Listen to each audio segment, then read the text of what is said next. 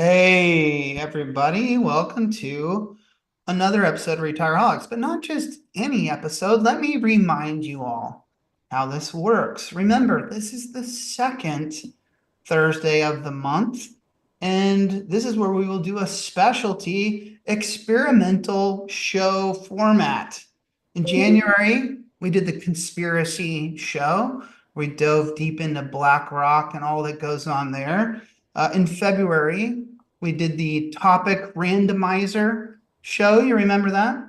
That was fun. I like that one. That was fun. And now for March, we're going to try the no plan show. Very Robe Guy-esque of us. Just fucking whatever. Usually before these shows, I'm hunkered down in my office preparing for everything that's going to go down. My wife poked her head into my office around 2:30 and was like, "Do you want to go grab some lunch?" And I was like, "Yeah." And she goes, "Oh, wait, I'm sorry. I forgot you have a show." And I said, "That's okay, honey. It's the no plan show. I don't have to do anything, so we can go have lunch." So we'll see how that goes. And she was really confused and said, "Wait, isn't that what it always is?" No, what did she? We got to lunch and she goes, "So what's the nope or dope going to be today?" And I got very upset and I said, "I thought I told you it's the no plan show. There's no nope or dope. We don't know what's going on." So let me remind everyone, there's no acrosin. There's no fucking drunk stock tips. There's no nope or dope. There's none of those things. But wait, is there acrosin? I can't remember. No, there's no acrosin. Peps can be peps on this show. They can live in their normal fucking pepness. We don't have to spell them out. Here's what I'd like to do to kick it off. And everyone, don't worry. Silent J will be here shortly. He's driving in Los Angeles back to his home from LAX. See, I just said LAX and I don't have to drink. But I can drink if I want to. I've got vodka in here. But you even don't have to drink if you don't want to. Brandon's not drinking. Chad didn't have to drink. It's 9 a.m. in the morning in Australia. That's where he is. This is an international show, people, in case you didn't know. But he's decided to drink in the morning, which I think most Aussies do anyway. Don't they drink all day there, pretty much? Dude, it's pretty sweet. You roll to a pub any time of the day, and people are eating snitty and having beer. Snitty is new to me, and it is incredible.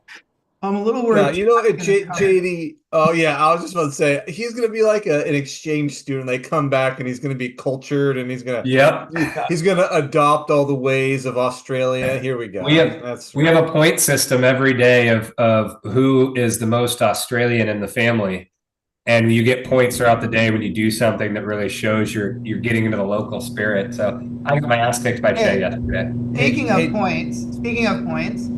I have decided that we will indeed have a chat bar champion tonight. So we will show you an updated leaderboard later. And please do watch that chat bar champion or chat bar to vote for someone at the end of the show. Here's what I want to do just to start. And then we'll take it wherever we want to take it. Like, I don't care where we go with this. But I'm going to ask you guys, like, what you got going on this week or this month or this quarter as it relates to business? Kind of like in the old days. If we were going to get together before Retireholics and sit in the conference room to just kind of soak in what happened in the week before of us, I've been drinking a little bit. We would have a conversation about maybe a plan you had, maybe a meeting you had, maybe an advisor that was being a dick to you, shit like that. But I'll kick it off with something that happened to me in my business world. As I mentioned earlier, Devin, our internal, has been setting us up on some golf stuff down here in San Diego. And we took advisors golfing and some local wholesalers, and we got together like you do afterwards. And I had appetizers and drinks. And this advisor brought up kind of a blast from the past for me that I don't think we've talked about a lot on the show. He brought up his passion for or desire to set up clients in brokerage accounts versus a packaged record keeper. And I knew that if Chad was there, he would have gotten very upset and got into a big debate with this guy defending the insurance companies, because that was part of this guy's pitch was, I don't like these packaged record keepers and the insurance companies. The fees are too high. The investments are kind of pre-selected, blah, blah, blah, blah, blah. So brokerage accounts. I have got a lot to say on this, but let me kick the ball over to you guys. If an advisor comes to you and says, hey man, what about we just pass up all this Voya fucking Hancock shit and just go straight to E-Trade or Schwab or something and cut out all the middlemen for the fees and stuff? Like, why don't we do that in a 401k? Go, Mark. Give it. I would give the same question back. Why don't we do it? Why do we do it? And I would just say I'm gonna shrink myself here. My head's getting cut off. There's a lot of things I could say about it, but the most basic and fundamental thing I would say is, what are the client demographics, right? What does the plan sponsor look like from a employee perspective, owner perspective? Is this like JD likes to say, a flower shop down the street? Is this a group of architects or lawyers or CPAs or, different sort of professional services type company? And what are the individuals looking for, right? If it's 2 or 3 people and they all want to do their own investing, then okay, I think we can consider that. But are you backing up what David K is saying there, Roby? Is that these guardrails? So you're for now, one of the points you're making is giving them access to an open brokerage account where they can invest in Nvidia or Apple or penny stocks is too potentially too dangerous for the flower shop on the corner, but maybe okay for. I don't want to say dangerous. It just may be very uncomfortable and unnecessary and something that people don't really want or feel good doing. So what I would just say is, my thought is, either we can go that direction all in, we can go the insurance company route all in, or why not find a blend where, when you just said the Voyas, the Empowers, the Nationwide, so forth, hey, guess what? By the way, we can create a streamlined process in place to have both a core menu for those employees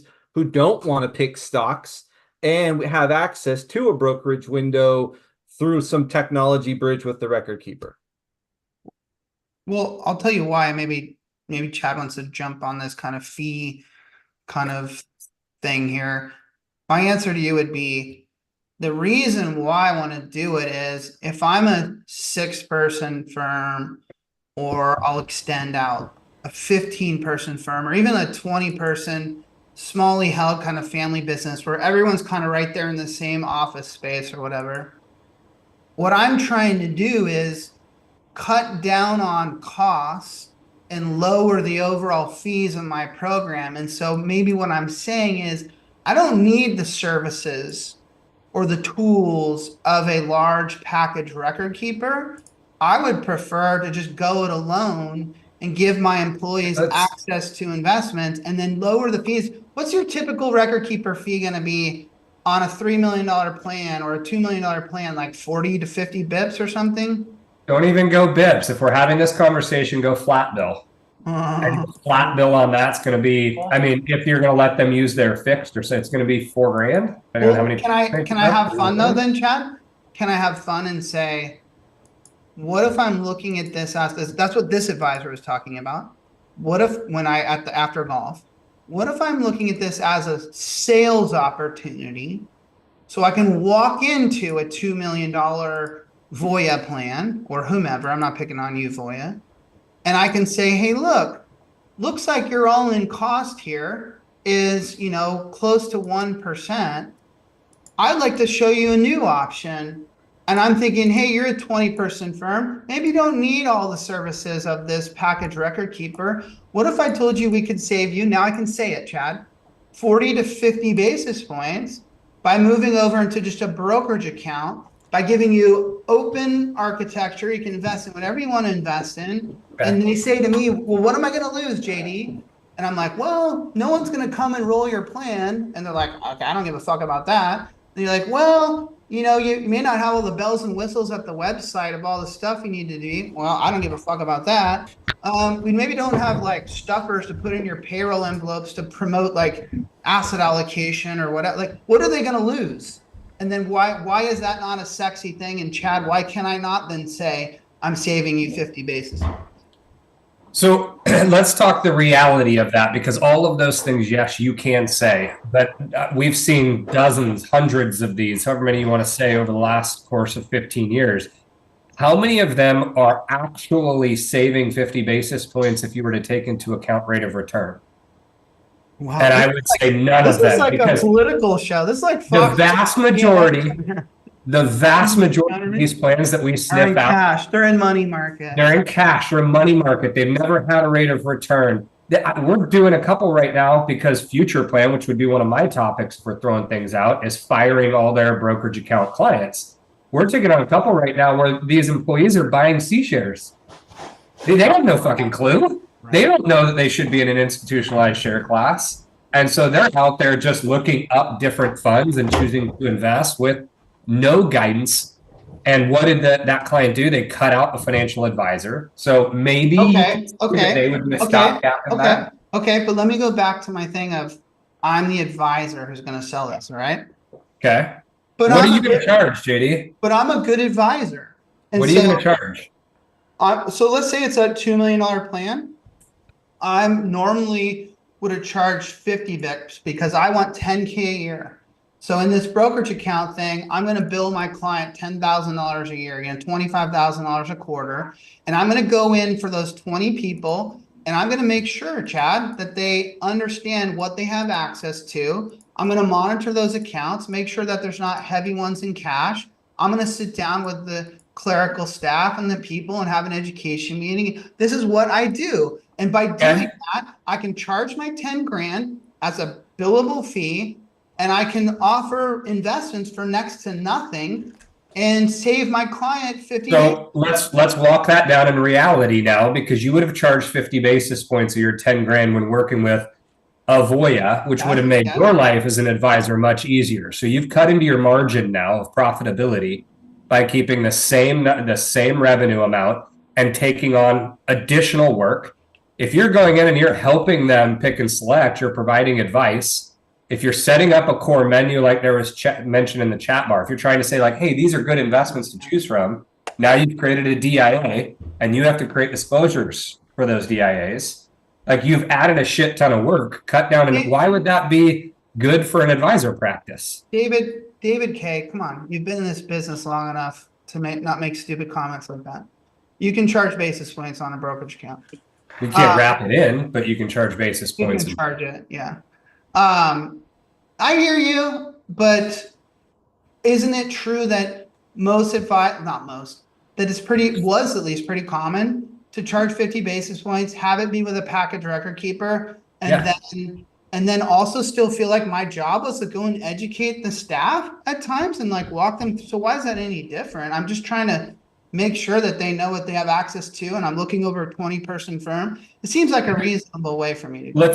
I'm not saying it's not a reasonable way, but when you talk reality now, JD, let's talk operations. So now someone's got to help that HR or payroll person understand how to withhold. How does the money get to the brokerage account? Who's doing the batching? What happens when there are struggles in that?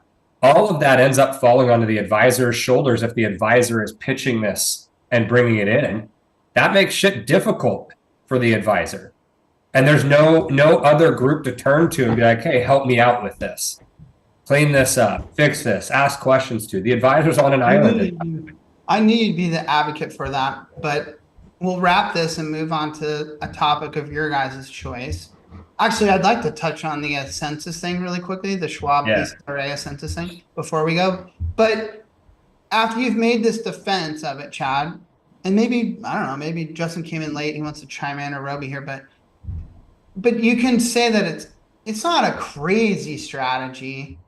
Not for the right group, like Mark said. There are plenty that it will fit really nicely for. And can you also accept that it might look really sexy for me as an advisor, especially if I'm like an advisor who believes in like a billable fee, institutional share class of funds, low fee, low cost as being the best way to provide your fiduciary responsibility is get the fees down as much as you can. This might be a great story for me to walk into smaller plans with high assets at insurance companies and offer an alternative that I'm going into sales mode here that might seem very logical to the business owner of like, well, yeah, why am I over here in this expensive kind of package thing when we could kind of just go nuts and bolts here and build this together on our own anyways. Not to get all TPA-ish on this, but don't forget, right? You might reduce cost in one area while impacting it in others. And so one thing we can't be naive to is that the TPA's job becomes more, and we charge more for that. So maybe over here on the 401k with a packaged provider, those costs are extremely low, if not minimal. Then you go out of that and you bring in the brokerage fee with trust accounting and all the additional things. And now we're a few $1,000s to do that job. So we might have reduced it here, but it all leveled out in the long. So again, I think that's a good point that we didn't cover, but I think that's probably going to be fairly small. Like even if the TPA, well, it depends on the size for sure. For sure. Yeah. You're still net like a lot more affordable. Okay, let's go to the census. Tell everyone out there what I think most of them maybe already know, but maybe they don't. And you brought this to me like a couple weeks ago. Go ahead, Chad. What's going on at a census in Schwab PCRA? It's not a census, it's future plan, right? A future plan has acquired and bought a bunch of TPAs over the years. They have a whole bunch of Schwab PCRA brokerage account clients like we're discussing here. And they've determined that the batching and master account contribution process is more than they want to take on, and they're not making enough money in it, would be my guess as to why. By the way, I wouldn't blame them. It's a pain in the ass to do, but. And so they've, best of my knowledge, they've reached out to a shit ton of these clients with letters that said by April 13th, you have to have another TPA because we will no longer be doing these types of plans. And so we're getting calls from all these groups saying, hey, we want this. We want a brokerage account, but we can't use future plan anymore. We hear you guys are a resource. Can you do this? So future plan goes out, buys TPAs all across the country. Maybe didn't realize, maybe they did. Sounds like maybe they didn't, or they didn't know what they're getting into with this. A lot of these TPAs, like us, we were at one point in my career, we maybe had 60 of these PCRA accounts at Charles Schwab. It's since whittled down to maybe a third of that at this point for us, I think, or maybe half of that. So they go and buy all these TPAs, much like my firm across country, and realize, we've got a lot of these PCRA accounts. And like you mentioned, the batching and dealing with it is time consuming and difficult and not very scalable. And they say, fuck it, let's kick these things out. And so now what? Advisors and clients are scrambling to find solutions. Most of these things don't have advisors that we're running into. Clients are reaching out directly. Businesses are and saying, hey, can you do this? And so far what we've prepped our team with is to say, well, yes, but let's make sure this is right for you. And the dozen or so that I've talked to so far have all said the same thing. We're sick of the long time period between when money is withheld and money hits the accounts. Our employees are sitting in cash. Shit is difficult. And so we see it as an opportunity to say, well, then let's review the different record keeper options that have a brokerage account built in and attached to it. So for those that still want to be in your brokerage world, you can, but for the rest, they need a package provider. Here's a solution. And it gives us an opportunity to refer the business to an advisor. I don't do this often, but on this specialty show, I'm scrolling back through the chat bar, trying to really get a feel for everyone's comments and input here. We left one thing out in this discussion about brokerage accounts, which is, and for any like newbies that tune into the show from time to time out there, here, this one's for you, newbie. You can also get a brokerage account at your record keeper, right? So let me really confuse people. So you can get a brokerage account like Schwab PCRA or over at E-Trade or whatever. And I'm going to use ones that I forget. They've been purchased by Schwab, a lot of these things, right? Like TD Ameritrade. And has E-Trade also been purchased? Yeah. Anyways, back to the point. But you can also go to your vendor in most cases and say, I would like to add a brokerage account to my package record keeping service. Now, I think all the points I made earlier about cutting into the costs and all that kind of stuff, those kind of go out the window. And so you guys tell me if I'm wrong. now it's really just a thing of convenience. It's like, if you'd like another service, AKA some of your participants would like access to equities, we can go ahead and snap on this brokerage account. But usually that vendor is going to have some profitability built in there too, right? It really varies, JD. There are some vendors that put a cap on the percentage of assets that can stay in the outside brokerage account. Like, so let's say you've got a $2 million plan where only $1 million can sit in the brokerage account. As far as efficiencies go, the contributions all hit the record keeper vendor, just like most people are used to in a traditional 401k. And then if I'm a brokerage holder and I want my money into Schwab, I have to then go move it from my core menu into the brokerage within the Voya or Nationwide or Empower system or T Row system. Like pretty much all of them have it now. The only one that really doesn't is Hancock. And so there is some efficiency from an operations standpoint, but from a client standpoint, like it does kind of suck not having the money go directly to the brokerage. I got to go to the record keeper. I got to pull it out. I got to move it out. But there, from a cost perspective too, JD, if you go to like a Nationwide, they charge their asset charge on all the assets. So in my example, $2 million plan, 100 goes to brokerage, or $1 million goes to brokerage, $1 million stays in the core menu. Okay. They're going to charge an asset charge on all $2 million. So the advisor comp, for example, is paid on all $2 million. Well, they used to record keepers, they're only charging it on the money that hits the core menu. Yeah. So these are great nuances for advisors to be aware of when they're going out there and kind of vetting solutions like this, because you're right, it varies. I remember a time when at Nationwide, you could actually dial them differently. So you could have your comp on the regular assets at a certain amount, and then you could decide on the brokerage account whether you wanted to max that comp or whether you wanted to bring it down or bring it up or bring it to zero. So you had that kind of ability. But anyways, that's another good point, is there's some rules about how much you can have over there. And then obviously you have to take into account the ease of the participant kind of moving money back and forth and whatnot. From a liability standpoint, JD, we had this with that big SoCal client that you've worked with, where you look and say, all right, if we have a brokerage account and it ends up being the CEO, the COO, and one other executive being the only ones that put their money in the brokerage account, and they're not paying any of the advisory costs that are built into the plan, expenses, these other fees, couldn't that be seen as discriminatory? I definitely like these guys aren't contributing towards the cost of plan operations because they're pushing all their money into brokerage. You can definitely look like you're failing the equal rights and benefits responsibility, right?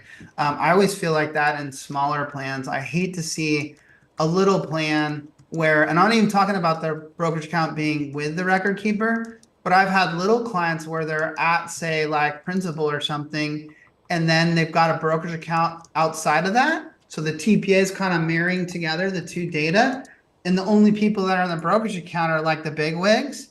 And now you're really at this point of like, hey, is there proof that you're like offering this to, Mark hates when I say the rank and file, you know, and can you prove that you're doing that? Or is it only the owner that gets this option? And then anyways, we won't go down that road. Let's move on a little bit. Yeah, I hate that term. I like saying rank and file because I'm not one, and so it makes it powerful. You're such an asshole.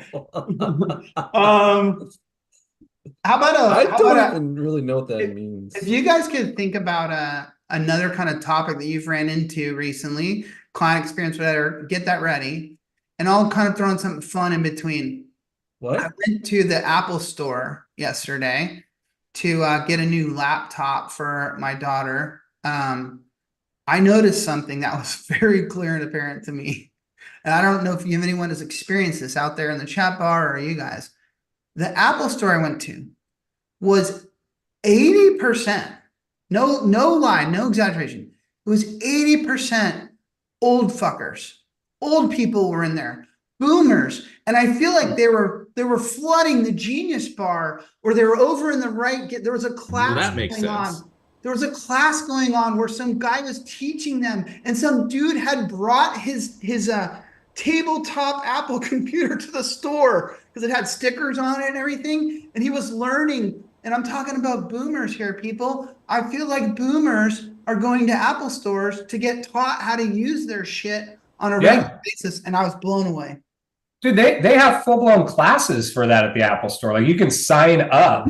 When Brooke bought her new Mac, Justin, and it was training on the Final Cut Pro or whatever it is, the Adobe Premiere, like they send and say, we see you're using this. We offer classes, 3 classes for this. They have full-blown educational classes for all topics there. Yeah, they've always done that. It's been pretty cool. I guess maybe thinking back on it, yeah, there's a lot more old people. Dude, it was very apparent. And then to back this up, my father-in-law's been staying here with my mother-in-law, and he had a problem with his, I'm sorry, Papa. He's been on the show in the past. Look back several years ago. His email wasn't working in Outlook. And I was busy. I was like, running out the door, and he's like, hey, JD, my email's not working. I'm like, hey, I'll be back in a little bit. Maybe we can take a look at it. He goes, that's okay. I'm just going to go to the Apple store and get them to help me. And I'm thinking to myself, that's Outlook, buddy. That does nothing to do with Apple.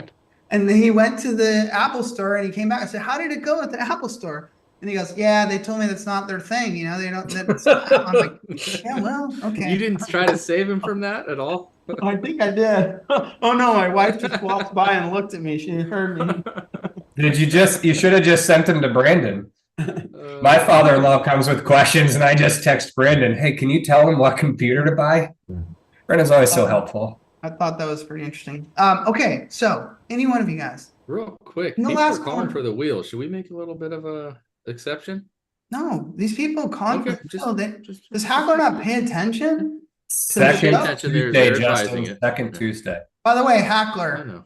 Samson beat you to the show today and was the first to comment. Jim Sampson gets 500 extra points towards the chat bar champion. Congratulations to Samson. Well Come done, on, Sam. guys. Imagine you're with me in the old Plan Design Consultants conference room. It's been a long week of hard work. You take off your suit, you hang it on the corner there, and you loosen up your tie. And I say to you as your boss, okay, rank and file guys, what went down in the last week? What do we need to talk about? What's going good? What's going bad? What are you learning? Let's talk and pretend like no one's listening. Well, I learned this week that you don't take a safety meeting next to a tree with your helmet off. Say that again. What? I haven't worked all week, JD. Oh. Okay, so I've been playing in the snow. One problem we're having is Justin has not been producing over the last few days. Okay. You saw a handoff come in. He stockpiles them so that when he goes on a trip, he can say that he sold a plan. That way he can keep justifying these trips. I have noticed that a lot of Justin's, not a lot, a fair amount of Justin's plans that come in as new plans have names on them that I feel like he's making them up. So I think we need an audit of his new. I really want to say this one out loud, but I'm not going to do it. The one you're referring to. I can't do it. Do it, Justin. No, I plan name? No. Well, I thought it was a company name. Turns out it's his last name, and I cannot do that. Hey, I got one for you that's new for me. And it was interesting too. I have an advisor. It's a pretty good size plan. It's north of 10 million. It's big for him for sure. And he really wanted to be the point of contact for everything. And it's the first time I've had this in my career. And I'm not talking like, oh, once we're through implementation. No, he has said to the client, I will review every email that comes through. I will be the point of contact. I will be the coordinator between all of this. And it has created so many freaking headaches. This is a great one. So many headaches. And it's him trying to be valuable. And I love that he wants to be present in everything, but we're in the middle of implementation right now and trying to deconvert from one provider and transition to another. And it's the littlest things that are slowing down 5-6 days to get a separation email sent over because it's going to be from our party to his party, back to ours, then to the record keeper for their edition, then back to us, then over to him again for final approval, then out to the client. And I'm surprised, Chad. Bad client experience. I'm surprised that it doesn't go more array, because that's not typically how systems are set up. It is going array to the point where like he wants to approve the DocuSign before it goes out to the client. So the DocuSign process, then you have to customize. Thanks, David. Yeah. Go to this person for approval, but not signature. I heard that. I heard that word, and then I just thought maybe I say it wrong. So I took that moment. I was like, I'm not going to say anything. Potato. I do that a lot. No, he's right. He doesn't know shit about brokerage accounts, but he knows the English language. Good job, David. So that's really good. We get this a lot. Not a lot. This happens from time to time. And I applaud the effort, the idea, the concept, the commitment. Like, you want to be a client advocate. You want to make things easier for your client. You probably also want to and I can't blame you for this, sometimes the industry as a whole, record keepers, hell, I'll even put TPAs in that category. Like, sometimes they bumble in front of your client, ask the wrong thing, do the wrong thing. And so you want to be kind of a guardian of that. I think that's good instincts, but I think we're going to say what everyone thinks we're going to say here is, doesn't really flow that well that way. And what you need, I think you need to do, is find your role, be really good at your role, and then try to vet out and find partners that you feel comfortable in how they do it. And then here's the real guy in me. And then also understand that if part of your reason for doing that is because you don't want things to go wrong, things go wrong, dude. It happens sometimes. Like, that's part of this world in this industry, and it's everyone's job to kind of fix them as they go wrong along the way, Not to be a pessimist here. I'm just saying real world. And my reality check into this would be that there are certain parts of this process where your review and or hand-holding is valuable. And there are certain parts where it is not. It's just a roadblock. And so I think, and we've done a lot of plans with this person. I think that if you spent a little bit of time looking at the process of all of these and saying, here's where I'd like to insert myself. Like, I really want to be involved when you communicate the contracts. Then you're going to create some efficiencies. But when the goal is to be a new cog in the wheel on every single step, it's going to create issues.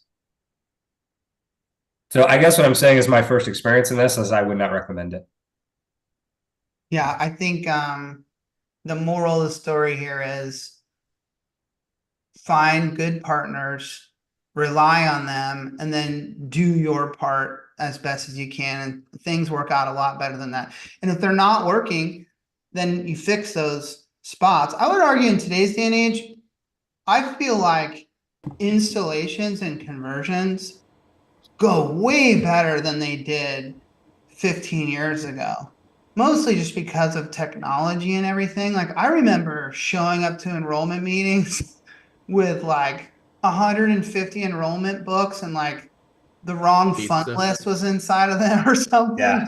You pull them out of the box specs and you're just like, oh fuck, because someone made a mistake along the way. Anyways, good one, Chad. I like that. Thanks for sharing your story with us here in our conference room. I appreciate that. Roby, how has your week been? Your month? Anyone been bothering you? Any advisors being mean to you in emails? Any clients stump you with a question? What can we do to help you here at Plan Design Consultants? I was going to go a way different route, not work related, just because I never do that type of stuff. But here's what I'll say, and I was warned. When Chad leaves, he rarely asks for anything, but he sometimes says, hey, can you jump on this call, this meeting for me, one that maybe can't be managed? Leaves as in he's in Australia. Right, when he very rarely, seldomly takes any time off again. And of course, jump right in. And he's always like, easy. It's gonna be real simple. It's gonna be easy. Everything's already done. It's super simple. It's clean. Pretty much just a quick call just to confirm, and then you're off. You're done. Did it happen to you too? It it never, ever, ever actually happens that way. Oh my God. That's because I take the complicated and make it easy. So it'd be easy. Wow. Yeah. Now when you jump on, you go over something, they're like, this isn't what we want to do. And you're like, well, I'm just here as a secondary person to this process. So okay, let me just take the bullets. Let me just strap on the vest, take some bullets, and figure it out from there. JD, I teed up Mark at a meeting. I had already done the point of sale. It was an owner-only DB, 2 partners, should be clean, should be easy. He's got everything. And then I get into my inbox after the meeting, and it's like, we want to rerun the DB with 50K here and 150K there, and here's the last year's K1s, which were wrong and which we gave you. Go back to your actuary, change this, change that. And I'm like, oh God, I thought it was going to be easy. I thought he was done. The client had already filled out new client information for him. Oh, but it's not Mark's fault. The client just pivoted on a bunch of shit. Right. No, there was no issue with it. It's just funny because Justin, when we were talking about this in our meeting, Chad's like, yeah, it'll be easy. And then Justin goes, no, it won't. I had one, I think the last one, I don't know, there was like 3 that you had me do at one point, and 2 of them were just terrible. One of them, I get on the phone with them and they have a simple in place that they're currently operating. And so, but they never told us about 401k. Yeah. It's like, oh, Jesus. Chad, take care of it. How do you guys do these days with how accurate is the information you get about prospects, and how many times do you have to pivot? Because you guys still 100% of the time we're pivoting. You pivot, not in agreement. Are you still kind of working in a Zoom world? Like, yeah, you're not majority. In terms of, and what I'm talking about right now is like actual like point of sale with a prospect. Like you're not necessarily. And so I'm wondering how often it is that the advisor like describes the situation to you, and then you get there and it's something entirely different or not what you were told. I don't know about you guys. For me, it's not that crazy. There definitely are times where we come across scenarios where it's just not accurate at all, but it sounds like Chad goes through it a lot more than I do. Well, when I say 100% of the time, I'm not saying that the information's not accurate, but it's usually not holistic. Like we need more usually, and often it's not accurate, where the advisor has some information on what they think is important, but then we get in and the client's objectives are very different than what was laid out to us. Or often because we're doing so much retro work, JD, and you know, HC determination is based upon last year's income. Well, they give us this year's income and it looks like nobody's an HCE, but then for some reason last year they all got big bonuses and they were HCs. Like that kind of stuff happens all the time. I love that Ackler's like, it's a Hackler. He's like, wanting to know like why I don't know how you guys work. So you think but the honesty is like there's no acting going on here. I don't know what the fuck they're doing. Chad's in charge of these guys. They got their meetings. I have no idea. You know what I do? Samson or Hackler representative is like, I get an email when a new client comes in. Ding. And I look at my phone and I go, just got a new client. Awesome. Ding. Get another one. Great. Good job. Ding. Oh, Justin just brought us in a new client. Why does that name look so fucking weird for that plan? Is he making that shit up? Yes. Maybe 3 months ago, I asked JD, do you want us to pull you from those emails? Like, why are we still copying you in on them? And he said, no, those are my favorite emails. Copied in on them. Those are my favorite ones to delete. Just keeps... All right. Actually, you guys run across clients often. Sorry, JD. No. Might have derailed you there, but I had that purring. Yeah, that was loud purring, dude. Jesus. That was long. Clients who don't pay attention to the design of what they're doing or anything like that. I had one particular client recently. We signed up years ago, and we wrote the exclusion for the safe harbor match. It was only for the NHCEs. It was going to be provided to it, but we had one employee go in and out of it. And so we came back to him this year and said, hey, this employee was an HCE last year. You owe them like 10 grand. And they flipped the F out. Are you guys coming across anything like that? And are you guys actively, engaging with the client on, just a reminder every year, like, hey, keep track of your HCE status? Hackler, be nice. I like that Michelle was asking questions. It'd be fun to answer. I think Hackler's about to. I think he's saying like, hey, this isn't We should do like a this isn't segment. advice, but We should do a segment where we answer questions like that. I like it. No, I'm pretty sure Hackler's basically saying like, well, no, we don't. He's like, don't ask these guys. Yeah, he's gonna direct message her offline. Just talk to me offline. Talk to the 401k fix-it guy. Hey, yo, Michelle, let me talk to you for a second. Let me talk to you about your 403B plan with the ER match. So I'm going to tell you, like, it's not that big of a deal. They haven't found the 5,500. Like, who cares, man? Like, the government's not going to look for them. So I suggest you just tell them to look the other way. Continue on. Everything's fine. Don't worry about it, Michelle. Actually, what Hackler's going to say is, here's my guy, Jason. Talk to him. Whoa, Hackler, watch it. PC screws it up. I fix it. Sorry, Justin. I don't remember what your question was, dude. I'm not going to go over it again. It forgot it doesn't matter. It's not important. Like JD was so bored with my question that he went right to Michelle. Michelle, throw some more questions out. I love it.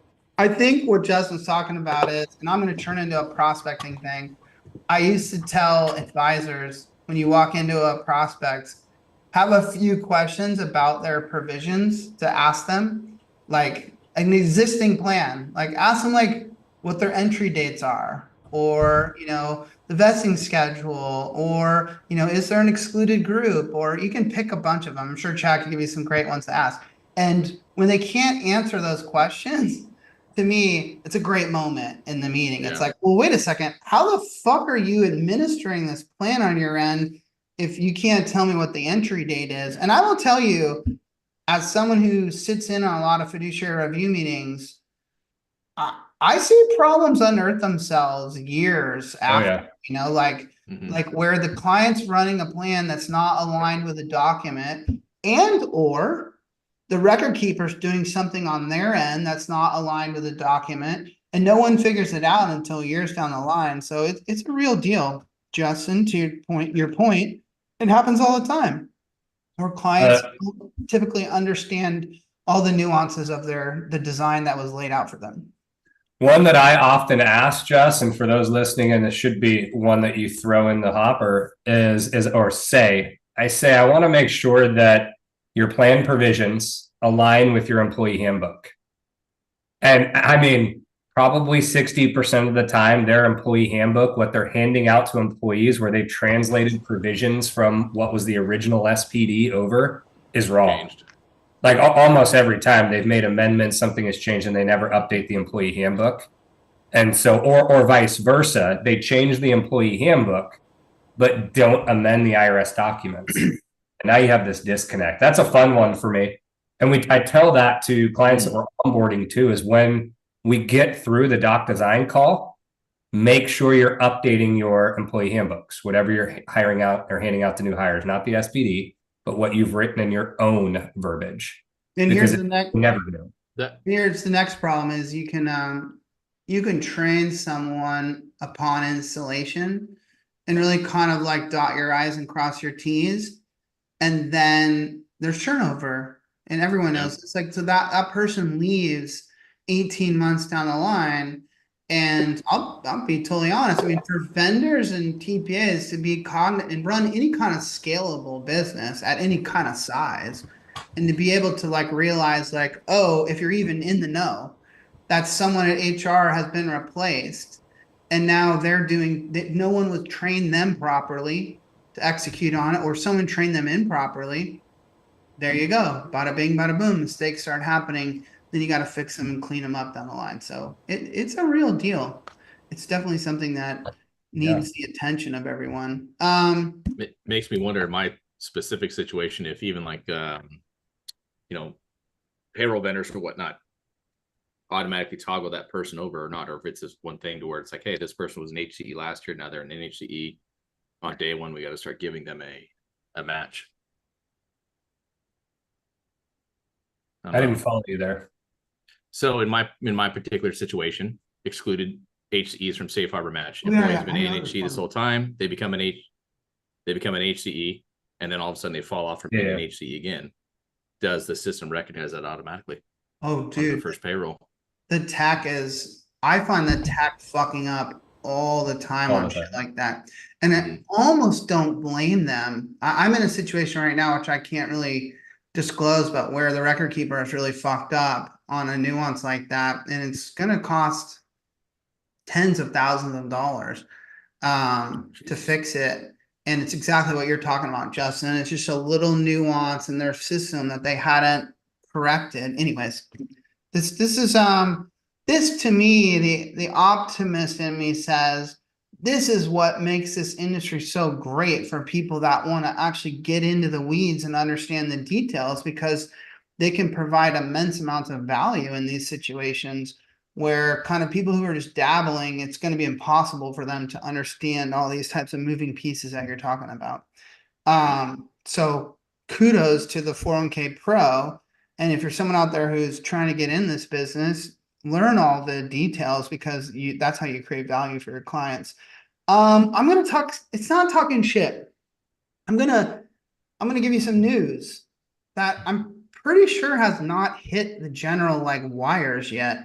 And I've hinted at it on this show the last few weeks, but I haven't said And you didn't even share it with us.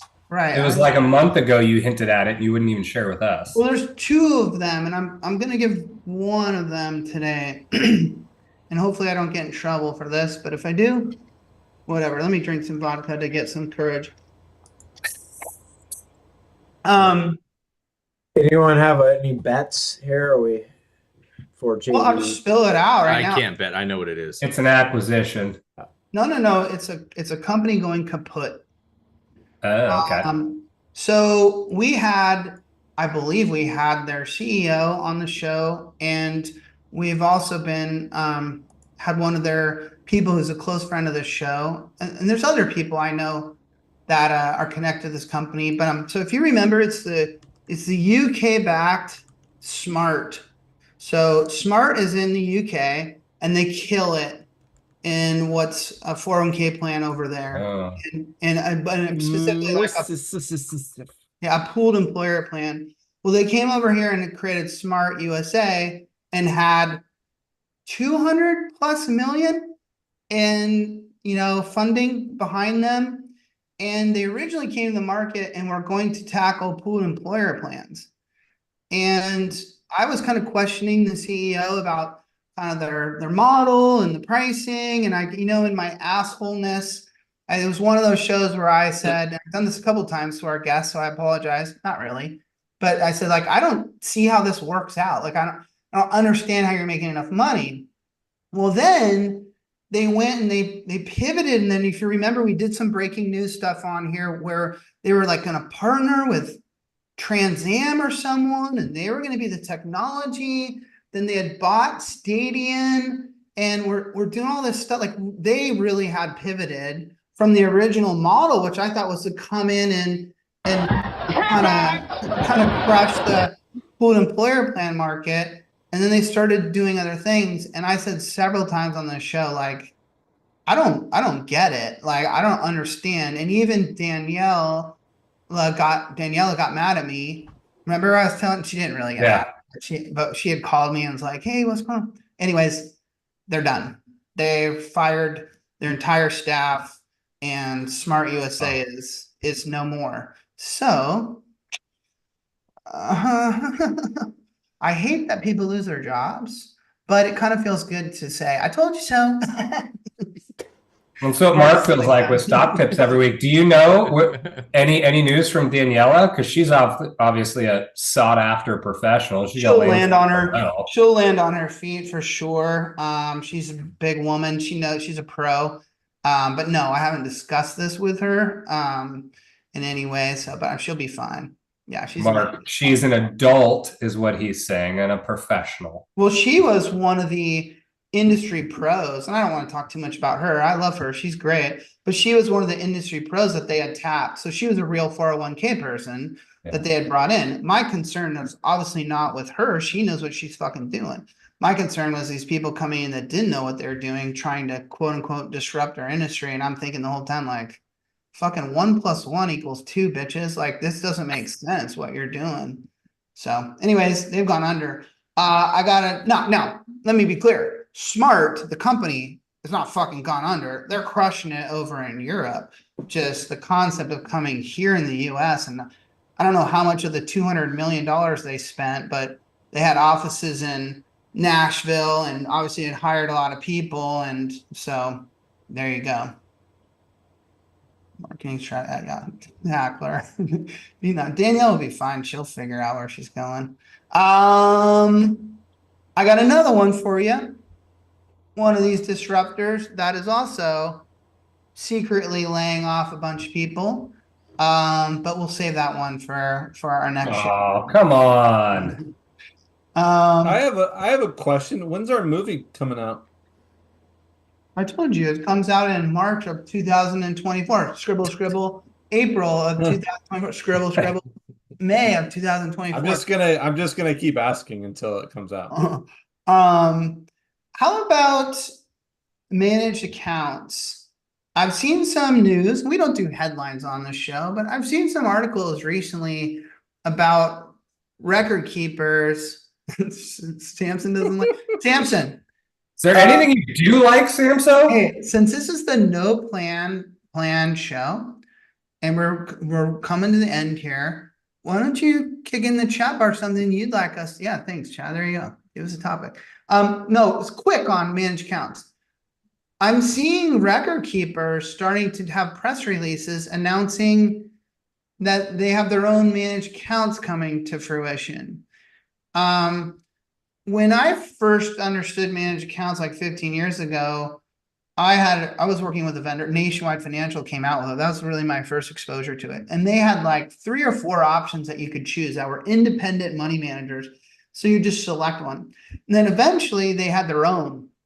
And I remember thinking, fuck you, you can't have your own. Like this is a managed account. You want some third party independent to do this. Well, I feel like that's shifting a lot now, and it's going to become second nature for the record keeper themselves to have a managed account. Are you guys okay with this? And more importantly, are your advisors okay with this? Like, am I making a mountain out of a molehill?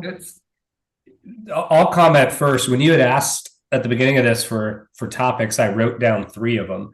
One was planned transitions on takeovers. It used to be fairly common to say we'll do a mapping. And then you started seeing the push towards a TDF transition. And now I'm starting to see a heavy push towards the managed account transition from these record keepers. And it's because they're getting more of a hold. They're getting more of a sliver, more profitability. Yeah, Justin, they're getting more out of it. And I think that too many advisors are turning a blind eye to it and allowing the record keeper to dictate what type of transition is going to happen from when you're moving a plan from one to another. And personally, I think the managed account transition is not the way to go. Just like we talked about defaulting people into managed account, it's higher expense. It's got usually more headwind. I don't think if you're defaulting, if you're transitioning and you're moving from everybody's existing holdings and elections that they made and you're moving them over, that you shouldn't be moving them into a managed account. And I'm seeing more and more of it right now. I guess I'm just trying to be the pure guy that says, I'd love to see Todd Kading and Leaf House like take over the world, or in some of his peers, this independent type of money manager that's doing managed accounts versus the record keepers trying to find their way back into profitability. And JD, why are you so against the record keepers being profitable? I have to look in the mirror and ask myself that question. Because they're massively profitable is why. It's because they're sponsoring golf tournaments and making billions of dollars. Okay. Thanks, Chad. That makes me feel better. But I just feel like we want less proprietary things. It would just make us look better and feel better as an industry if we're, to your point, we're less force feeding people into things that make revenue for the big institutions and instead providing choice for people to decide, like, yes, I would like a managed account service. Well, let's vet one out. I like Leaf House. I like this. I don't mind them having it because a lot of times they say, hey, look, as long as you offer it, we're going to give you a 10 bip discount on our pricing. Employees don't have to be automatically put into it, or it doesn't have to be defaulted. So I'm not as opposed to it for that purpose alone. Cuts down their costs. Don't forget though that I'm going to be conspiracy theorist a little bit. You give them an inch and they take a mile. You know, it's like it's kind of like that's my point. It's like the Patriot Act of like, oh shit, the planes hit 9/11. True. Now we need to survey everyone and listen to their phone calls, and then 20 years later that's still in place. It's like if you let them in the door, then you'll turn around and in 10 years it's like, oh wow, we're just defaulting everyone into the managed account, and then that defaults into the guaranteed income, which is all proprietary. And these guys so don't be naive though, JD. Even when you have the outside managed account that's made available through the record keeper, usually everything you just stated still holds true. They're going to pay them, right? They got to pay to play. They want to be on the record keeping platform because they're asset gatherers. Okay, why is the record keeper going to let you be on there? Because you're going to gather assets, but we want our fixed and we want our this inside the managed account, and so it's there. So they're going to get their sliver. I should know better. I should do more like journalistic work and ask. I thought you were going to say that if Leaf House, sorry, we're just using an example, Todd. It could be any man wants to be on Record Keeper X. If managed account service Y wants to be on Record Keeper X, does Record Keeper X charge managed account service Y to be on the platform, like a certain amount of the assets or what? Like, I don't know the answer to that question, to be honest with you. Well, I don't know the answer to that either. But my point there was that Record Keeper X is going to go to managed account Y and say, hey, yes, we'll put you on our platform as an option, but you need to be using these slivers of profitability for us. That seems grosser almost. Don't you impact my actual investment strategy with your demands so I can be on your platform. I don't like that at all. It goes back to what we've always said about these proprietary requirements. And I mean this from the bottom of my heart. If they're meeting the metrics and they're prudent, then why should we not leverage them to get a lower overall cost? Now, if they're not, if the fixed account is not as good as the others, if the target date fund that they want to make as an option as default is not as good as the others out, if they're not meeting your IPS, then you have an obligation to say, fuck it, we're not getting the 3 basis point discount. We're not going to use it. But if they are, then lower the headwind to the participant and use it. Hang on, I'm trying to interact in the chat bar. I like this. It's fun. And Brian, I'm not disagreeing with you, but these good 338s, they need assets. They're asset gatherers, dude. They're looking to bring in dollars, and the way to do that is to get in the pockets of these big record keepers. Although I agree with Brian's statement, I feel like, especially he added 338 there, by the way, which is they all are typical, but they don't have to be, but they are. But he's highlighting something. You're a 338, so you have a responsibility to do this the right way. If there's a conflict of interest, it's not a good thing. That is interesting. We have so much conflict of interest in this industry, and we just kind of are okay with it. Even recently, certain like judgments have been in favor of it, like saying it's okay if it's prudent. And I just feel like it's why a lot of our consumers don't like us or don't trust us, I should say, is because of a lot of this conflict of interest. Let me kick one other thing at you that I did have recently at a meeting. I was kind of shocked, and I didn't know this was happening. The client had asked the advisor to come to the table with some fixed guarantee solutions. Okay. Like alternatives to money market, but like GIC type stuff. And because the client was smart enough to know that interest rates were high and that they could walk into their local bank and get a 5% or a 4.9% guaranteed rate of return on their money. And they were concerned that the money market in their 401k plan or the guarantee that they had was low 2% or whatever. The advisor did his job and went to the record keeper. And it's not like JD to leave names out, but I'm going to leave names out because it's kind of shocking. And the record keeper came back with some options for the client, and the advisor presented these options to the client, and I was like embarrassed. sitting on the call. I wasn't saying anything, but just listening. They were so pitiful. And when they came back to them, they said, one of these options, I wish I had all the details, but was like, okay, we can give you this guaranteed account, but only if you literally we're going to put in our own money market account, and you have to commit a certain amount of assets that are going in the money market account. And you can have there was a but if type of thing to it, and just blatantly. And then the one that wasn't a but if, there was no strings attached, it was like a 2.45% return. And the CFO literally asked the question of why can't I walk into a bank and get twice that, but we've got, hundreds of millions of dollars with you, and this is all we can get in our fixed. And so it's kind of my question to you guys, that the answer that the vendor gave was, well, this isn't like walking down to your bank. This is actually a sub account. And so we work among these other accounts. And so we just can't get the same kind of return that a bank would. And so our hands are kind of tied. And I just felt, I want to say to my industry, I think that answer was correct, but why don't we have that? Why, if a bank can offer 4.9%, why can't we offer 4.9% right now? We can.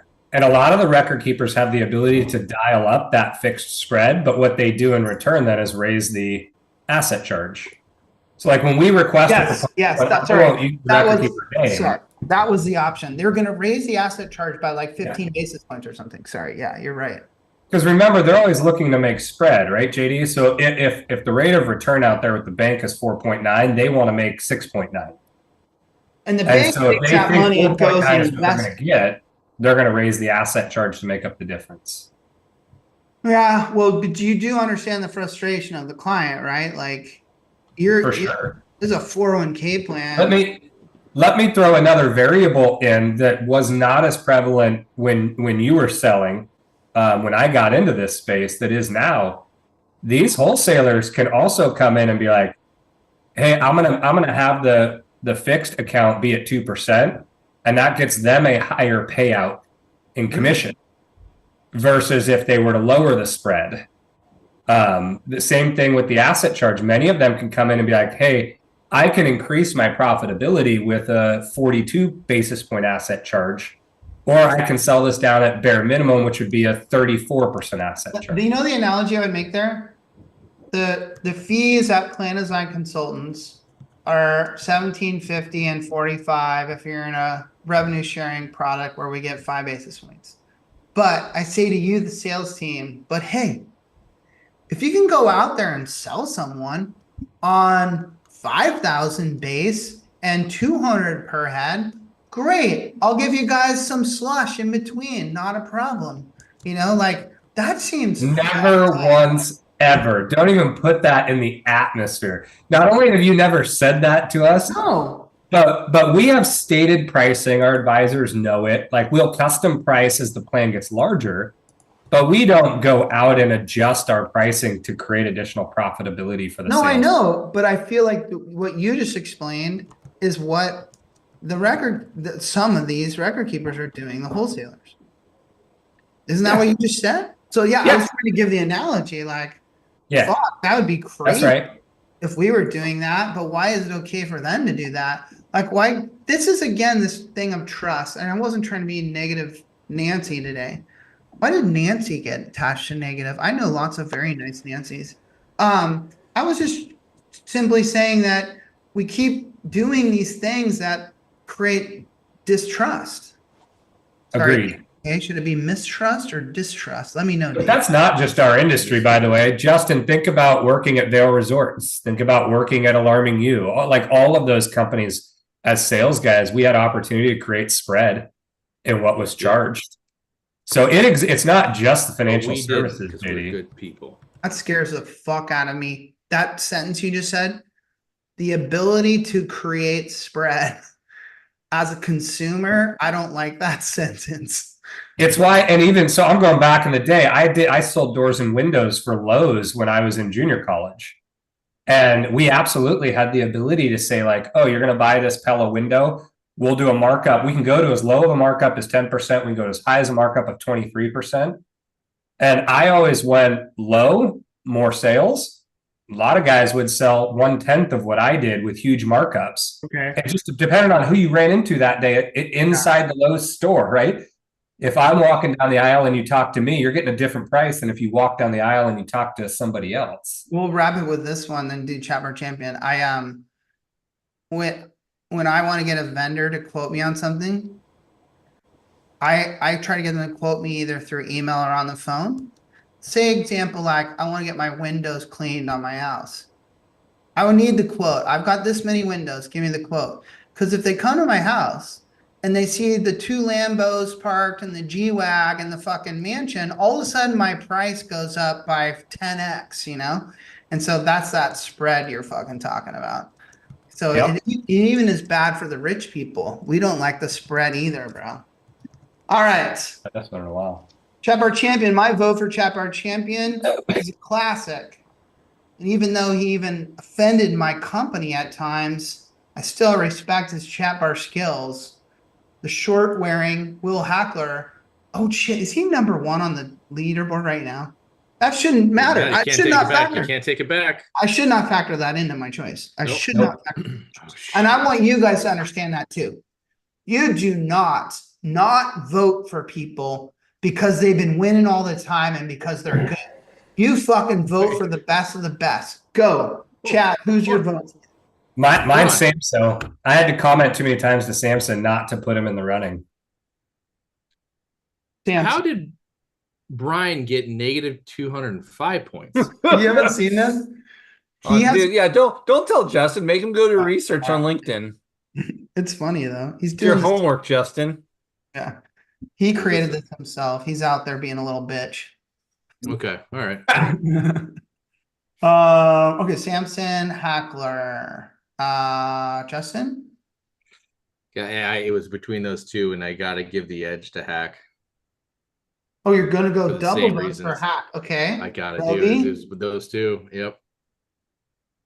So, see, I always like throwing a curveball, and I think it's amazing. I'm voting for Michelle, and because she had a very professional, wonderful question that we all just basically ignored.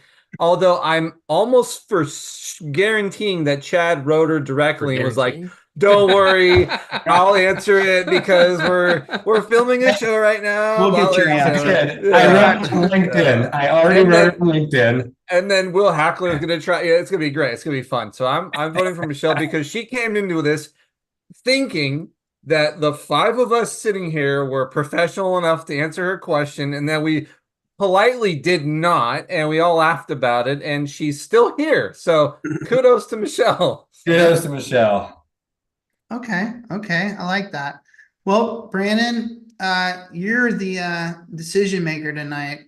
You got Hackler, you got Samson, you got Michelle. I believe that's it for your choice. For 1,000 points towards the Chat Bar Champion leaderboard. I thought I was going to get the vote for my own. I was going to do Brian, but if it's out of those, he's been kind of an ass, but he's been consistent, and I like it. Hackler. Wow. Okay.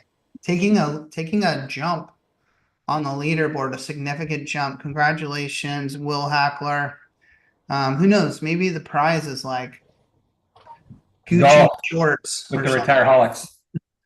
No, let's get him some of those khaki pants that have the zipper that when it's summertime comes, those zippers come off. Hey, Convertibles. let's add those to Nope or Dope for a future show. That's great. Little convertible pants, Nope or Dope. I like that. Okay, Okay. the simple answer: do better. Do better. She's gonna kill me for that. What? Katie asked if she got points. Oh, yeah, Katie. Oh, well, I was gonna say, Katie, we all Step love up you, your and game.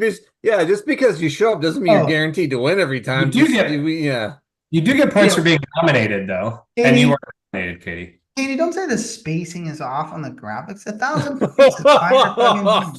That's a couple. That's like 1.5 points right there. By the way, do you think we're sober when we make these fucking graphics? No, we're not. Thank you everyone for tuning in to another episode of Retireholics. It's been 8 long years that we've been doing this show. And 9 years? Yeah, maybe 9 years. Fuck. Jesus Christ. And we'll see you in 2 weeks. Well, I shouldn't say that in 2 weeks. We'll see you on the third Thursday of each month, but I believe that's in 2 weeks.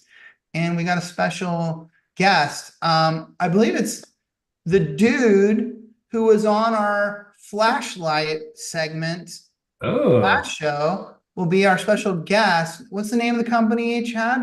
Payroll Integrations. So Payroll Integrations will be here for a full episode of, He knows nothing about our space, so we'll have to be specific with our questions, but it'd be good to pick his brain a little bit more. These are the best kind of guests. The ones that know jack shit. I was impressed you called it flashlight, not spotlight. Yeah, I know. Again. I had to think about it.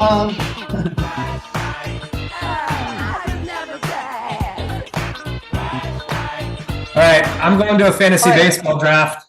All right, go have another shrimp on the Barbie, Chad. And Silent J, I love you. Glad to have you back from the snow. Roby, yeah, buddy. Wow. Thanks. Keep the ship floating, Roby. Keep the ship floating for us. Yeah, bro. By the way, Brandon's gonna go. I'm gonna go back to bed. See you guys. Brandon's going to like Machu Picchu or Tibet or something sometime in the future. I don't know. Okay. The deep jungle of Peru. I'm gonna go see Paddington Bear. And Hack for the win. I like it. Samson for the here early points. The exciting chat bar champion leaderboard continues. We will see you at the next show. It'll be a regular show format. Love you guys. Oh, is Kush here? No, he took off on. He left. Okay. Yeah, he left. Peace out, everybody. Bye. See ya.